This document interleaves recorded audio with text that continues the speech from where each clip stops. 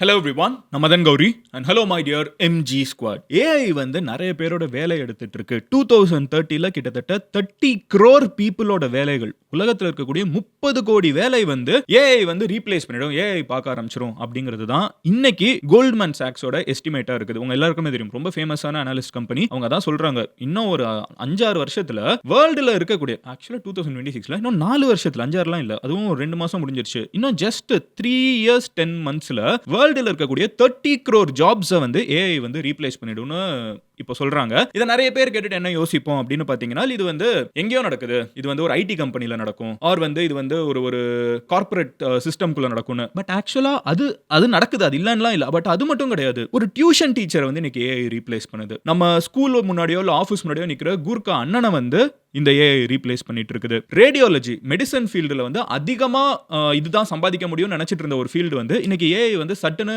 அது பண்ணிடும் அப்படின்னு சொல்லி காமிக்க ஆரம்பிச்சிருச்சு. ஸோ இன்னைக்கு வீடியோல நம்ம பார்க்க போறது ஏஐ ரீப்ளேஸ் பண்ணக்கூடிய 20 ஜாப்ஸ். நம்ம நினைச்சு கூட பார்க்க முடியாத மாதிரி ஆல்ரெடி பண்ணிட்டு இருக்குது. இதுல ஃபர்ஸ்ட் ஜாப் என்ன அப்படின்னு பாத்தீங்கன்னா, let's start with the most richest job in this. Okay, ரிச்சஸ்ட்னா காஸ்ட்லியஸ்ட் ஜாப். ஓகேவா? ஏன்னா இதுக்கு வந்து பயங்கரமா சம்பாதிக்க முடியும். வெல்தி ஜாப் அதான் சரியான வார்த்தை. அப்போ ரேடியாலஜி, ஒரு ரேடியாலஜிஸ்ட் அப்படின்னு சொல்றப்போ ஒரு மெஷின் ரொம்ப காஸ்ட்லி. அதுல வந்து பாத்தீங்கன்னா இந்த பயங்கர இன்வெஸ்ட்மெண்ட் பண்ணி தான் டாக்டர்ஸ் அதுக்குள்ள போவாங்க.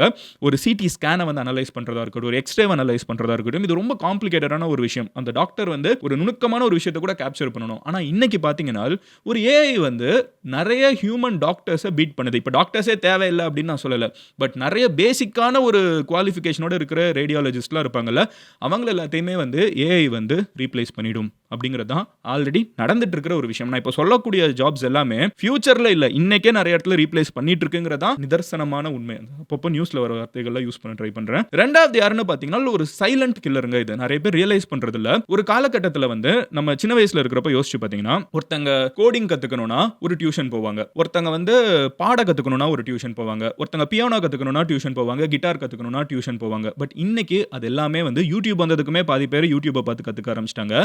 இப்போ அதுல இருக்கிற டவுட்ஸையும் வந்து டைரக்டாவே ஏஐல போட்டு பதில் தேடிக்க முடியறப்போ tuition teachers, skill teachers, pottery, இந்த மாதிரி நிறைய ஸ்கில் செட்ஸ் இருக்குல்ல, நிறைய ஸ்கில் செட். சங்கீதம் நிறைய பேர் ஆன்லைன்லயே கத்துக்கிறாங்க, நிறைய பேர் வந்து எடிட்டிங் ஆன்லைன்லயே கத்துக்கிறாங்க. இதுக்கெல்லாம் தனித்தனியா இன்ஸ்டிடியூட்ஸ், இதுக்கெல்லாம் தனித்தனி பிசினஸா இருந்தது எல்லாமே இன்னைக்கு ஏஐ வந்து நிறைய பேர் ஆல்ரெடி இன்னைக்கே ரீப்ளேஸ் பண்ண ஆரம்பிச்சிருச்சு. தேர்ட் ஃபீல்ட் என்ன அப்படின்னு பாத்தீங்கன்னா கோடிங் ஜாப்ஸ். நிறைய ஐடி கம்பெனிஸ்ல கேட்டு பாருங்களேன், இன்னைக்கு நிறைய ஐடி இந்த கோடிங்ல இருக்கிறவங்க, டெஸ்டிங்ல இருக்கிறவங்க நிறைய பேர் புலம்புற முக்கியமான ஒரு ரீசன் வந்து நிறைய விஷயங்களை இன்னைக்கு ஏஐ வந்து ஆட்டோமேட்டிக்கா பண்ணிடுது. பேசிக் லெவல் ஆஃப் கோடிங் வந்து இன்னைக்கு ஆல்ரெடி ஏஐ பண்ணிடும். அது எப்படி ஏஐ பண்ணுதுன்னு பாத்தீங்கன்னா, நம்ம அதுக்கு என்ன பண்ணணும்னு சொன்னா போதும், அது பண்ணி முடிச்சு நம்மளுக்கு எக்ஸிக்யூட் பண்ணி கொடுத்துருது. இது ஆல்ரெடி இன்னைக்கு நடந்துட்டு இருக்கக்கூடிய விஷயம், ஃபியூச்சர்ல இல்ல, டுடே. ஓகேவா? அடுத்து ஃபோர்த் ஒன் என்ன அப்படின்னு பாத்தீங்கன்னா, graphic designers, logo makers, social media poster makers. ஒரு காலத்துல ஒரு விஷயம் உண்டு, நம்ம ஊர்ல வந்து ஒரு கல்யாணம் நடக்குதுன்னா வரிசையா எல்லாரோட போட்டோவையும் போட்டு ஒரு போஸ்டர் ரெடி பண்றதுங்கிறது வந்து நாம ஒரு அண்ணன் கிட்ட சொல்லி அந்த சென்டர்ல அவங்க உட்கார்ந்து ஒரு போட்டோவையா வச்சு. இன்னைக்கு அது எதுவுமே தேவையில்லை. நீங்க வந்து ஒண்ணுமே இல்ல, சாட் ஜிபிடி கிட்ட எல்லா போட்டோவையும் அப்லோட் பண்ணி விட்டீங்கன்னா அது உங்களுக்கு சூப்பரா போஸ்டர் ரெடி பண்ணி கொடுத்துரும். நீங்க எப்படி வேணும்னாலும் அதை மாத்தி வச்சிரும். அந்த அண்ணே நம்மளுக்கு அவ்வளவு ஈஸியா மாத்த மாட்டாரு. நம்மளுக்கு நான் சொல்ல ஏஐ மாத்திக்கிட்டே இருக்கும். இன்னைக்கு நிறைய இடத்துல போஸ்டர் டிசைனர்ஸா இருக்கட்டும், லோகோ மேக்கிங்கிறதே ஒரு தனி ப்ரொஃபஷன். இன்னைக்கு நிறைய பேர் இன்ஸ்டாகிராம்ல நான் லோகோ மேக் பண்றேங்கறாங்கல்ல, ஆனா அந்த லோகோ மேக் பண்றதே அவங்க வந்து ஆர்கானிக்கா ஃபுல்லா பண்றது கிடையாது. அவங்களே டூல்ஸ் வச்சு பண்றது இல்ல, ஏஐ கிட்ட அவுட் சோர்ஸ் பண்ணி தான் அவங்களே பண்றாங்க. அப்ப அந்த லோகோ மேக்கிங்கிறது ஒரு சின்னதா ஒரு டீடைலையும் வரைஞ்சு லோகோஸ் உருவாக்கக்கூடிய ஒரு ஜாப் இன்னைக்கு கிடையாது. அது கம்ப்ளீட்டா இது எடுத்துட்டு போயிட்டு இருக்குது. அடுத்தது என்ன அப்படின்னு பாத்தீங்கன்னா, ஃபிஃப்த் ஒன், வொர்க் ஃப்ரம் ஹோம்ல வந்து சாட் சப்போர்ட். இது ஒரு பயங்கரமான ஹாட் ஜாபா வந்து கோவிட் டயத்துல ஓடிட்டு இருந்துச்சு. இன்ஃபேக்ட் வீட்ல உட்காந்துக்கிட்டே நீங்க 15,000 சம்பாதிக்கலாம், 20,000 சம்பாதிக்கலாம். நிறைய பேர் பே பண்ணிருந்தாங்க. அந்த அமேசான், பிளிப்கார்ட் மாதிரி கம்பெனிஸே நீங்க வீட்ல உட்காந்துக்கிட்டு கஸ்டமர் சர்வீஸ் கொடுக்கணும், அதான், வேற ஒண்ணுமே கிடையாது. வர மெசேஜ்க்கு நீங்க ரிப்ளை பண்ணணும், அதுவும் ஸ்டாண்டர்டா இந்த 4 ரிப்ளை காப்பி பண்ணி பேஸ்ட் பண்ணுங்கன்னு இருக்கும். இதுக்கான ஒரு 15,000 20,000 ஒரு மினிமமா ஒருத்தங்க வீட்ல உட்காந்து சம்பாதிக்க முடிஞ்சிட்டு இருந்துச்சு. இன்னைக்கு அந்த வேலை போயிடுச்சு. ஏன்னா ஏஐ வந்து ஆட்டோமேட்டிக்கா ரிப்ளை பண்ண ஆரம்பிச்சிருச்சு. நம்ம பேசிட்டு இருக்கிறது நிறைய நேரம் ஏஐ கிட்டனே தெரியாம இன்ஸ்டாகிராம்ல ஒருத்தங்க ஒரு கம்பெனிக்கு மெசேஜ் அனுப்புவோம், அது சூப்பரா ரிப்ளை பண்ணிட்டே இருக்கும். நீங்க எக்ஸ்பீரியன்ஸ் பண்ணிருப்பீங்க கரெக்ட்டா. நீங்க கூட யோசிச்சிருப்பீங்க, யாரா அந்த சைடு உட்கார்ந்திருக்கா இவ்வளவு வேகமா ரிப்ளை பண்றாங்கன்னு. ஏன்னா ஸ்விக்கி ஜொமேட்டோனா நம்ம பாட்னு யோசிப்போம், ஆனா இன்ஸ்டாகிராம்ல யோசிக்க மாட்டோம். ஆனா உண்மை என்ன தெரியுமா, இன்ஸ்டாகிராம்லயே பாட் தான் ரிப்ளை பண்ண ஆரம்பிச்சிருச்சு. சோ இந்த சப்போர்ட் ஏஜென்ட்ஸ் இருக்காங்கல்ல, அது ஒரு பெரிய இண்டஸ்ட்ரி. ஒரு காலத்துல வந்து காலேஜ் முடிச்சாங்கன்னா எனிவே ஒரு ஜாப் இருக்கும் இந்த சப்போர்ட் இண்டஸ்ட்ரியில. நம்ம அடுத்த ஜாப் தேடுற வரைக்கும் ஒரு வேலை கண்டுபிடிக்கலாம்னு யோசிச்சுட்டு இருப்போம். இப்போ அந்த இண்டஸ்ட்ரியே வந்து மொத்தமாவே ஆப்பிடிச்சிருச்சு இந்த ஏஐ. அடுத்தது என்ன அப்படின்னு பாத்தீங்கன்னா, செக்யூரிட்டி சிஸ்டம். அகைன் நான் சொல்றேன். கொஞ்சம் வருஷத்துக்கு முன்னாடி கோவிடுக்கு முன்னாடியே யோசிச்சுக்கோங்களேன். நம்ம ஊர்ல அடிக்கடி நம்ம வந்து இந்த கூர்க்கா அண்ணம்போம். இந்த அண்ணன் தான் இங்க விசில் அடிச்சுட்டே நைட்டு சுத்திட்டு இருப்பாங்க. ஒருத்தங்க பார்த்துப்பாங்கல்ல. இன்னைக்கு அவங்க ரொம்ப கம்மியாயிட்டாங்க. ஏன்னு யோசிக்கிறீங்களா? ஏன்னா சிசிடிவி வந்துருச்சு. எங்க போனாலும் யார் இருந்தாலும் சிசிடிவி பார்த்துக்கிட்டே இருக்குங்கிறது வந்து இன்னைக்கு திருட வர்றவனுக்கும் தெரியும். வீட்ல இருக்கிற செக்யூரிட்டிக்கும் தெரியும். வீட்ல இருக்கிறவங்க அத்தனை பேருக்கும் தெரியும். கரெக்ட்டா? சோ ஒரு 10 பேர் இருக்க வேண்டிய ஒரு இடத்துல ஒருத்தங்க செக்யூரிட்டியா இருந்தா போதும். அவங்க 4 கேமரா நல்லா இருக்கான்னு பார்த்துக்கிட்டா மட்டும் போதும். இது எல்லாமே ரெக்கார்ட் ஆயிட்டு இருக்கும். ரெக்கார்ட் ஆயிடுச்சுன்னா அவன என்னைக்குனாலும் புடிச்சிரலாம். அப்ப திருட்டு கம்மியாகுது. சோ இன்னைக்கு கூர்க்காவோட வேலைய வந்து இந்த செக்யூரிட்டி சிஸ்டம் நம்ம ஊர்ல அதிகமா ரீப்ளேஸ் பண்றத கண்ணு முன்னாடி நடந்துட்டு இருக்கு. பட் நிறைய பேர் நம்ம ரியலைஸ் பண்றது கிடையாது. பட் அதுவுமே வந்து ஒரு சைலண்டான ஒரு கில்லர் தான். அதே மாதிரி இன்னொரு ஒரு விஷயம் ஷெஃபோட வேலை. இது எத்தனை பேர் யோசிச்சிருக்கீங்க? நம்ம வந்து இப்போ நிறைய பாத்தீங்கன்னா தோசை போடுறதுக்கு மெஷின் வந்துருச்சு. இட்லி ஊத்துறதுக்கு மெஷின் வந்துருச்சு. சப்பாத்தி செய்யறதுக்கு மெஷின் வந்துருச்சு. இதெல்லாமே வந்து இப்போ மேசிவ் லெவல் குக்கிங்ல இருக்குது. கரெக்ட்டா? ஒரு பெரிய குக்கிங் நடக்கணும்னா அதுக்கு யாருமே கையில சமைக்கிறது இல்ல. எல்லாமே மெஷின்ல இன்கிரிடியன்ட்ஸ் போட்டுறாங்க. அது செஞ்சு கொடுத்துருது. இது அடுத்த ஸ்டெப் எங்க வரும்னு பாத்தீங்கன்னா இது சின்னதாயி லோக்கல் லெவலுக்கு நம்ம வீட்டுக்குள்ளே வர ஆரம்பிச்சிரும். ஆல்ரெடி நிறைய பேர் வீட்ல இந்த தோசை மெஷின், சப்பாத்தி மெஷின், அப்புறம் வடை போடுறதுக்கு மெஷின், இடியாப்ப மெஷின், என்னென்ன மெஷின் இருக்கோ எல்லாமே நம்ம ஊருக்கு லோக்கலைஸ் வந்துட்டு இருக்குது. பிட்சா மெஷின் எல்லாமே இருக்குது. அப்போ இது எல்லாமே ஃபுல்லா மொத்தமா செஞ்சுட்டு இருக்கிறவங்களோட நிலைமை நிறைய பெரிய பெரிய கம்பெனிஸ் எல்லாம் இருக்குல்ல. இந்த ஃபாஸ்ட் ஃபுட் செயின் குள்ள எல்லாம் போனீங்கன்னா பர்கரை போடுறது மெஷினா தான் இருக்குது. ஸ்டார்பக்ஸ் குள்ள போனீங்கனாலே காஃபியை திரிக்கிறதுல இருந்து அதை மிக்ஸ் பண்றது மட்டும் தான் அங்க இருக்கிற பாரிஸ்டாவோட வேலையா இருக்கே தவிர இது எல்லாமே மெஷின் பார்க்க ஆரம்பிச்சிருது. ஸோ சைலண்டா இது ஏஐ பவர்டு மெஷின்ஸ் வந்து நிறைய இடத்துல human even cooking the most intricate job அதுல கூட கை வைக்க ஆரம்பிச்சிருச்சு. அடுத்தது என்ன அப்படின்னு பாத்தீங்கன்னா ஒர்க் ஃப்ரம் ஹோம்ல டெலிகாலர் ஜாப். நிறைய பேர் போன்ல பேசுறது ஏஐனே தெரியாம பேசிட்டு இருக்காங்க. இந்த இன்ஃப்ளூயன்சர்ஸ் நிறைய பேர் அது அடுத்து வரேன். அது கடைசி ஜாப் அது. பட் போன்ல நிறைய டைம் பேசுறது நம்ம இன்னொரு ஆள்னே நினைச்சிட்டு இருக்கோம். நோ, அந்த சைட் பேசுறதும் கம்ப்யூட்டர் தான். அது ஏஐ தாங்கிறத தெரிஞ்சுக்கோங்க. நீங்க என்ன பேசுறீங்க உங்க மாடுலேஷனுக்கு ஏத்த மாதிரி அதுவும் அதுக்கேற்ற மாதிரி ரிப்ளை பண்ண ஆரம்பிச்சிருச்சு. 9th one of 20 என்னன்னு பாத்தீங்கன்னா டப்பிங் ஆர்டிஸ்ட். இதுக்கு ஒரு பெஸ்ட் எக்ஸாம்பிள் எது தெரியுமா? நீங்க எங்கேயோ போய் தர வேணாம். என்னோட இன்ஸ்டாகிராமுக்கு போங்க. எக்ஸ் மதன் கௌரி ப்ரொஃபைல் இல்ல, மதன் கௌரி மெயின் ப்ரொஃபைலுக்கு போய் பாருங்க. அந்த ப்ரொஃபைல்ல நீங்க வந்து டிரான்ஸ்லேஷன்ஸ்னு வீடியோக்கு கீழ இருக்கும். ஓகேவா? அந்த வீடியோக்கு கீழ நான் ரீல்ஸ் இப்ப நிறைய போட்டுட்டு இருக்கேன். அதுல போய் பாத்தீங்கன்னா எல்லா லாங்குவேஜ்லயும் டப்பிங் வந்துட்டு இருக்குது. நீங்க எந்த லாங்குவேஜ் அதுக்கு ஏத்த மாதிரி டிஃபால்ட்டா வரும். இப்போ ஒருவேளை நீங்க தமிழ் பேசுறீங்கன்னா அது தமிழ்ல தான் வரும். அதை விட்டுருங்க. பட் உங்க ஃப்ரெண்ட்ஸ் யாராவது ஹிந்திக்காரங்க இருப்பாங்கல்ல, அவங்க போனை வாங்கி என் வீடியோ எடுத்து பாருங்களேன். ஹிந்தில நான் பேசுவேன். ஹைதராபாத்ல இருக்கிறவங்க யாராவது போன் எடுத்து பாருங்களேன். நான் தெலுங்குல பேசிட்டு இருப்பேன். லிப்சிங் கூட ஏஐ வந்து அதை ரீப்ளேஸ் பண்ணிச்சு. இப்போ டப்பிங் ஆர்டிஸ்ட் தேவையில்லை. கம்ப்ளீட்டா ஏஐ வந்து லிப்சிங்க சேர்த்து ஒரு ரீல்ல நான் ஒண்ணுமே பண்ணாம அது வந்து என்னோட ஸ்பானிஷ்ல, போர்ச்சுகீஸ்ல, ஜெர்மன்ல, ஹிந்தில, கன்னடா, மலையாளம், தெலுங்கு இப்படி போய்கிட்டே இருக்குது. இத்தனை லாங்குவேஜ்ல பை டிஃபால்ட் இன்னைக்கு என் வீடியோவை பார்க்க முடியும். இன்ஸ்டாகிராம்ல நான் சொல்றேன். இது இன்னைக்கு நடந்துட்டு இருக்குது. அடுத்து இப்போ இந்த டப்பிங்ங்கிறது எவ்வளவு பெரிய இண்டஸ்ட்ரி. டப்பிங் ஆர்டிஸ்ட், டப்பிங் யூனியன்லாம் சொல்லுவாங்கல்ல. இன்னைக்கு அவங்க வேலையை கொஞ்சம் கொஞ்சமா இது எடுக்க ஆரம்பிச்சிருச்சு. அடுத்து 10th one என்ன அப்படின்னு பாத்தீங்கன்னா ட்ராக்கிங் டீம் லீட்ஸ் எல்லாம் இருப்பாங்க தெரியுமா? ஜெனரலா இது என்னென்ன நடந்துட்டு இருக்குன்னு மொத்தமா அவங்களோட வேலையை வந்து ட்ராக் பண்றது தான். இன்னைக்கு ட்ராக்கிங்கிறது கம்ப்ளீட்டா ஏஐ சப்ஜெக்ட். ஹியூமன்ஸ் என்ன வேலை பார்க்கறாங்கங்கறத நடுவுல மிடில்மேன் எல்லாத்தையும் கட் பண்ணிட்டு ஏஐ வந்து டைரக்டா பாஸ் கிட்ட ரிப்போர்ட் பண்ண ஆரம்பிச்சிருச்சு. This is already happening. டீம்ல அவங்க வேலை முடிஞ்சிருச்சுன்னா அவங்க அப்டேட் பண்ணும். அது எது அப்டேட் ஆச்சு எது அப்டேட் ஆகலங்கறத தனி ரிப்போர்ட்டை ஜெனரேட் பண்ணி பாஸுக்கு டைரக்டா அந்த டீமோட ஹெட்டுக்கு வந்து கொடுக்க ஆரம்பிச்சிருந்தாங்க. நடுவுல இருக்கிற மிடில் மேன் வந்து ஏஐ இன்னைக்கு நிறைய டிஃபரெண்ட் ஃபீல்ட்ஸ்ல மெடிசன்ல, இன்ஜினியரிங்ல கட் பண்ண ஆரம்பிச்சிருச்சு. 11th one SEO ஒரு விஷயம் சொல்லுவாங்க. ஒரு வெப்சைட் வந்து மேல வரணும்னா சர்ச் பண்றப்போ கூகுள்ல அதுக்கு SEO தேவை. இந்த SEO வந்து எதுக்காக தேவை அப்படின்னு பாத்தீங்கன்னா நம்ம இப்போ மதன் கௌரின்னு இருந்துச்சுன்னா அந்த சேனல் எவ்வளவுக்கு எவ்வளவு மதன் கௌரி இருக்கோ அவ்வளவுக்கு அவ்வளவு அந்த வெப்சைட்டோ சேனலோ மேல ரேங்க் ஆகும். இதை எழுதுறதுக்குன்னு ஒரு தனியா ஆர்ட் உண்டு. இன்னைக்கு அந்த ஆர்ட்டே தேவை கிடையாது. ஏன்னா ஃபர்ஸ்ட் நிறைய பேர் கூகுள்ல எதுவுமே தேடுறது கிடையாது. இன்னைக்கு எல்லாத்தையும் நம்ம சாட் ஜிபிடிலையும், ஜெமினிலையும், கிராக்லையும், பெர்ப்ளெக்சிட்டிலையும் தான் தேடிட்டு இருக்கோம். ஸோ இந்த கூகுள்ல தேடுறதுங்கிற பழக்கம் முதல்ல நம்ம கிட்ட இல்ல. ரெண்டாவது அந்த கீழே இருக்கிற டிஸ்கிரிப்ஷனை இன்னைக்கு ஏஏ வந்து SEOக்கு ஏற்ற மாதிரி எழுத ஆரம்பிச்சிருச்சு. அப்ப அந்த SEO ரைட்டர் அப்படிங்கிறது வந்து ஒரு ஹை பேயிங் ப்ரொஃபஷனா இருந்தது. இன்னைக்கு காணாமலே போயிடுச்சு. இன்னைக்கு காணாம போயிடுச்சு. இனிமே இல்ல, இன்னைக்கே அது போயிடுச்சு. 12th one என்ன அப்படின்னு பாத்தீங்கன்னா ப்ராடக்ட் டிஸ்கிரிப்ஷன் ரைட்டர்ஸ். நீங்க எந்த ஒரு ப்ராடக்ட் எடுத்தீங்கனாலும் ஒரு சின்ன வாட்ச் வாங்குனீங்கன்னா கூட ஒரு சின்ன புக் கொடுப்பாங்க. அந்த புக்ல வந்து பக்கமா எழுதியிருப்பாங்க. இதுதான் இது இப்படிதான் யூஸ் பண்ணணும். அது யாரு யாசிக்கிறாங்கன்னு தெரியல. பட் எல்லாருமே அப்படி ஒன்று கொடுப்பாங்கல்ல. அதை எழுதுறதுக்கு ஒருத்தவங்க வேலை பார்த்துருப்பாங்கல்ல. ஒரு ப்ராடக்ட்டும் ஒரு பெரிய கம்பெனி, இப்போ கேசியோ மாதிரி ஒரு கம்பெனி, எனக்கு பிடிச்ச கம்பெனி சொன்னேன், சாம்சங், ஆப்பிள், இதுல ஒருத்தவங்க வேலை பார்த்துட்டு இருப்பாங்கல்ல. இன்னைக்கு அவங்களுக்கு வேலை இல்லை. அங்க 10 பேர் வேலை பார்த்துட்டு இருக்கிற இடத்துல ஒருத்தங்க போதும். அவங்க சாட் ஜிபிடியில் போட்டு எல்லாத்தையும் எடுத்து டவுன்லோட் பண்ணி கொடுத்துருவாங்க. அப்போ அந்த ரைட்டிங்கிற ஒரு ஜாப் வந்து கம்ப்ளீட்டா ப்ராடக்ட் டிஸ்கிரிப்ஷனுக்கு போயிடுது. 13th one ரீஹாஷ் journalism. நிறைய பேர் என்ன பண்ணுவாங்கன்னு பாத்தீங்கன்னா ஜேர்னலிஸ்ட் வந்து ஒரு நியூஸ் ஒரு பிபிசியில் பிரேக் பண்றாங்கன்னா நம்ம ஊர்ல இருக்கிற டைம்ஸ் ஆஃப் இந்தியாவில் வரும். அவங்க வந்து ஒண்ணுமே பண்ணிருக்க மாட்டாங்க. அதை அப்படியே காப்பி பண்ணி அதுக்கு லைட்டா அங்க இங்க வார்த்தையை மாற்றி இங்க மறுபடியும் ரீஎழுதி ஒட்டி வச்சிருவாங்க. ஆனா இன்னைக்கு அதை அவங்க பொறுத்தவங்க ஒரு ஜேர்னலிஸ்ட் பண்ண தேவையில்லை. அதை வந்து அதுவே ஆட்டோமேட்டடா பண்ணி வச்சிரும். இதுக்குன்னு ஒரு ஓப்பன் நீங்க வந்து ஒரு டூல் மட்டும் யூஸ் பண்ணா போதும். ஸோ இந்த மாதிரி ரீஹாஷ் ஜேர்னலிசம், கண்டென்ட்டை ரீவொர்க் பண்றது, ஒரு காலேஜ்லயோ ஸ்கூல்லயோ சப்மிஷனுக்கு ஒரு ஆர்டிகல் ஜெனரேட் பண்றது completely AI will take over. அடுத்தது கார்ட்டூனிஸ்ட் நியூஸ் பேப்பர்ஸ். ஒரு காலகட்டத்தில் நியூஸ் பேப்பர்ல என்ன கார்ட்டூன் வரதுங்கிறதே பெரிய டாக்கா இருக்கும். கார்ட்டூனிஸ்ட்டுக்கு அவ்வளோ வேல்யூ. கார்ட்டூனிஸ்ட்னால போர்கள்லாம் வந்திருக்குது, சண்டைகள்லாம் உருவாகி இருக்குது. ஏன்னா அவங்க ஒரு கிரியேட்டிவிட்டியில வந்து வந்து கை வைக்கிறீங்கன்னு சொல்லிட்டு கார்ட்டூனிஸ்ட் சொல்லுவாங்க, அரசியல்வாதிங்க அதுக்கு சண்டை போடுவாங்க. ஆனா இன்னைக்கு கார்ட்டூனிஸ்ட்ங்கிற ஒருத்தங்க தேவையில்ல. நீங்க என்ன நினைக்கிறீங்களோ,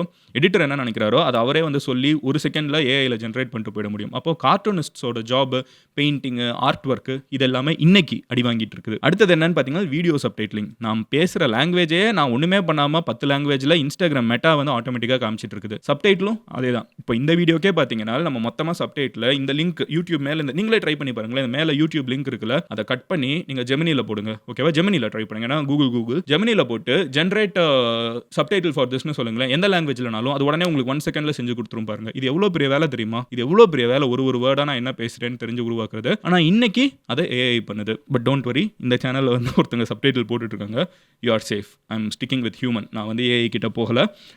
ஸோ எனிவே 16வது என்ன அப்படின்னு 16th ஒன் என்ன அப்படின்னு பார்த்தீங்கன்னா லா form document reading and searching. பெரிய பெரிய லா ஃபார்ம்ஸ்ல வந்து ஒரு டாக்குமெண்ட் வருதுன்னா அதில் ஏகப்பட்ட காம்ப்ளிகேஷன் இருக்கும். 10 வருஷத்துக்கு முன்னாடி இருந்த ஒரு பத்திரம் வந்து ஒரு பிரச்சனையா இருக்கும். இதுல ஒரு லூப் ஹோல் இருக்கா இல்லையா இது எல்லாத்தையும் தேடுறது இன்னைக்கு கம்ப்ளீட்டா ஏஐ கிட்ட வந்து லா ஃபார்ம்ஸ் வந்து அவுட் சோர்ஸ் பண்ண ஆரம்பிச்சிட்டாங்க. அப்போ இந்த ரீடிங், அனலைசிங், அனாலிசிஸ் கம்ப்ளீட்டா காலியான ஒரு ஃபீல்டா இருக்குது. 17th ஒன் ஆஃப் 20 என்ன அப்படின்னு பார்த்தீங்கன்னா பீரோல் ஷூட்டிங். ஒரு சூப்பரா ஒரு படம் எடுத்துட்டு இருப்பாங்க. அதுல ஒரே ஒரு விஷயம் மட்டும் ஒரு பறவை பறக்கிற மாதிரி ஒரு ஷாட் வேணும். இதுக்குன்னு ஒரு கேமராமேன் சூப்பரா காலங்காத்தால ஒரு சன்ரைஸ் அப்போ கேமரா வச்சு வெயிட் பண்ணும். இப்போ அதெல்லாம் தேவையில்லை. ஏஐ கிட்ட சொன்னீங்கன்னா அதுவே சூப்பரா ஜென்ரேட் பண்ணி கொடுத்துரும். ஃபில்ம் மேக்கிங்க்கு ஏஐ மாதிரி ஒரு மிகப்பெரிய டேஞ்சர் இது வரைக்கும் வரலாற்றிலே வந்ததில்ல, வந்துகிட்டே இருக்குது. பெரிய பெரிய ஹீரோஸ் டாம் க்ரூஸும் பிராட் பிட்டும் எனக்கு சண்டை போட்டுக்கிற மாதிரி ஒரு வீடியோ பார்த்தேன். நான் ஒரு செகண்ட் உண்மையிலே ஜெர்க் ஆயிட்டேன். என்னடா ஒரு ட்ரெய்லர் வந்திருக்கா நம்மளுக்கு தெரியலையான்னு பார்த்தா ஃபுல்லா ஏஐ. ஸோ இப்போ கூட ரஜினி கமல் சேர்ந்து நடிச்ச டீசருக்கு நடுவில் அதை நிறைய பேர் ஃபர்ஸ்ட் என்ன தெரியுமா, நெல்சனை நான் பார்த்துட்டு இருந்தீங்கன்னா நான் சொல்றேன், நிறைய பேர் அந்த ரஜினி கமல் சேர்ந்து நடந்து வர்றத மொத்த வீடியோவும் ஏஐன்னு நினைச்சிட்டு இருக்காங்க. அதுக்கப்புறம் என்ன சொல்ல ஆரம்பிச்சிட்டாங்கன்னா இல்ல அந்த பொண்ணுங்கள்லாம் ஏஐனாங்க, இல்ல சில பேர் இருந்துக்கிட்டு ரஜினி கமல் தான் ஏஐனாங்க. அப்புறம் அது ஏஐ இல்ல உண்மைன்னு சொல்றதுக்கு பிஹைண்ட் த சீன்ஸை வந்து அவங்க ரிலீஸ் பண்ண வேண்டிய நிலைமையில இன்னைக்கு போயிட்டு இருக்குது. அப்புறம் நம்ம ரஜினியும் கமலும் ஒன்னா சேர்ந்தாங்கன்னா நம்மளுக்கு ஒரு பயங்கர ஃபயர் உருவாகணும்ல. இது வரைக்கும் நம்ம பார்க்காத ஒரு விஷயத்தை ஸ்க்ரீன்ல பார்க்குறோம்ல.